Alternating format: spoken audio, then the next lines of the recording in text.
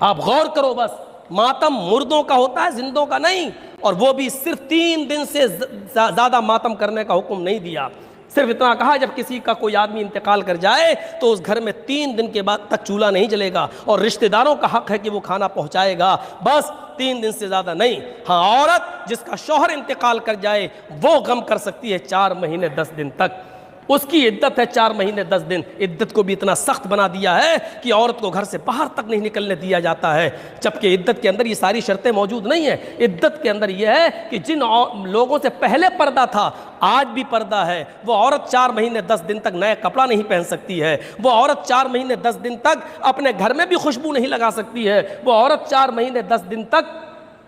بس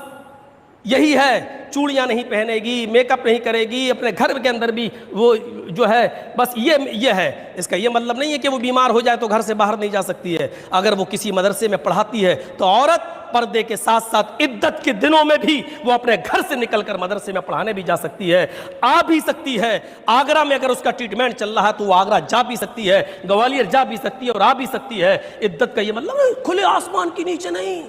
عورت گھر کے اندر کھلے آسمان کے نیچے بھی رہ سکتی ہے، بشرط یہ کہ وہاں غیر محرم کا آنا جانا نہ ہو، یعنی جن لوگوں سے نکاح جائز ہے ان کا آنا جانا نہ ہو۔ عورت گھر کے اندر بغیر دوپٹے کے بھی رہ سکتی ہے، بشرط یہ کہ غیر محرم کا آنا جانا نہ ہو، عدت کے اندر بھی۔ تو بس اتنا ہے۔ لیکن حضرت حسین کا ماتم،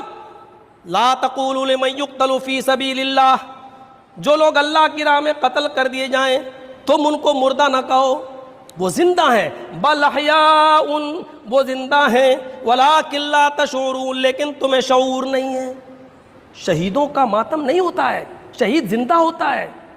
جو اللہ کی راہ میں قتل کر دیے جائے، صرف فرق اتنا ہے کہ اس کی زندگی کا شعور ہمیں نہیں ہے، وہ کیسے زندہ ہے یہ شعور ہمیں نہیں ہے، بس ہمیں ایمان لانا ہے کہ شہید زندہ ہے، لیکن اس کی زندگی پر تبصرہ نہیں کرنا ہے۔ حضرت جبرائیل نبی اکرم کے پاس آتے تھے وحی لے کر، نبی کو تو جبرائیل دکھتے تھے لیکن صحابہ کو جبرائیل نہیں دکھتے تھے، لیکن صحابہ کا ایمان تھا کہ جبرائیل آتے ہیں، جبرائیل جاتے ہیں، نبی دیکھتے ہیں، جبرائیل ہیں، ہمیں نہیں دکھتے ہیں۔ ایسی ایمان ہمارا ہونا چاہیے۔ شہید زندہ ہیں، کہاں کیسے یہ ہمیں نہیں معلوم، ہماری نظریں ہماری نگاہوں میں اتنی طاقت نہیں ہے کہ ہم شہیدوں کی زندگی کا تبصرہ کر سکیں اور دیکھ سکیں۔ شہید زندہ ہے، شہید پر زندہ کے قانون لاگو ہوتے ہیں، شاید آپ کو نہیں معلوم۔ بس آخری بات، جب غزوہ بدر کے اندر جو صحابہ شہید ہوئے، غزوہ احد کے اندر جو صحابہ شہید ہوئے، 70 صحابہ شہید ہوئے، تو اللہ کے نبی صلی اللہ علیہ وسلم نے ان صحابہ کو دفن کرتے وقت جو حکم دیا تھا وہ حکم ہمیں بتا رہا ہے شہیدوں کی زندگی کیا ہوتی ہے۔ آپ نے فرمایا صحابیوں، یہ 70 صحابہ دفن کیے جائیں گے، وَأَمَرَ بِدَفْنِهِمْ فی دمائہم، لوگو ان صحابیوں کو تم دفن کرو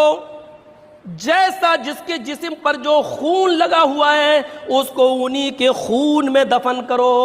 دھولا نہیں جائے گا، خون کو دھولا نہیں جائے گا، کپڑے جیسے جن کپڑوں میں خون لگا ہے ان کو دفن کرو، یہ بخاری کی حدیث ہے، ان کو ان کے کپڑوں کے اندر دفن کرو، اسی خون کے اندر دفن کرو۔ صحابہ ایسے ہی کر رہے ہیں، پھر اللہ کے نبی حکم دیتے ہیں وَلَمْ يُغَسَّلُوا، ان کو غسل نہیں دیا جائے گا، بغیر غسل دیے ہوئے ان کو دفن کرو۔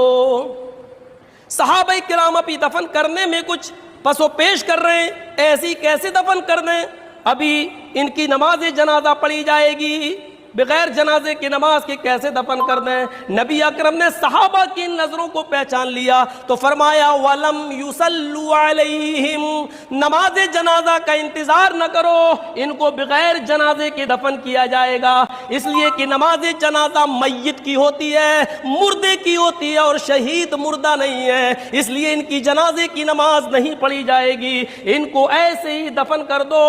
ایسی انہی کپڑوں میں انہی خون کی حالت میں بغیر غسل دیے ہوئے، بغیر نماز جنازہ پڑھے ہوئے ان کو دفن کر دیا گیا۔ میرے بھائیوں، یہ حدیث ہمیں بتلا رہی ہے کہ شہید زندہ ہے، لیکن شہیدوں کی زندگی کا علم ہمیں نہیں ہے، وہ اللہ ہی جانتا ہے، وہ اللہ ہی کو اس کا علم ہے، اس لیے جو زندہ ہے اس کا ماتم نہیں کیا جاتا۔ خود اللہ کے نبی فرماتے ہیں قیامت کے دن اگر اللہ رب العالمین مجھے اجازت دے گا تو میں اتنا بولوں گا اور میری تمنا یہ ہوگی کہ میں میدان جنگ میں لڑوں، لڑ کر شہید کر دیا جاؤں، پھر اللہ مجھ سے پوچھے میں پھر دنیا میں جانے کی تمنا کروں، میں دوبارہ لڑوں اور لڑ کر پھر شہید کر دیا جاؤں، پھر اللہ مجھ سے پوچھے میں پھر جنت میں جانے کے بجائے پھر دنیا میں آنے کی کوشش کروں گا اور تمنا کروں گا کہ اللہ مجھے دنیا میں دوبارہ بھیج تاکہ میں پھر جنگ کروں، لڑوں، جہاد کروں اور شہید ہو جاؤں۔ کیوں؟ کیونکہ شہادت کا جو مقام اور درجہ جنت کے اندر ہے وہ جب شہید اپنی آنکھوں سے دیکھے گا تو بار بار دنیا میں آنے کی تمنا کرے گا،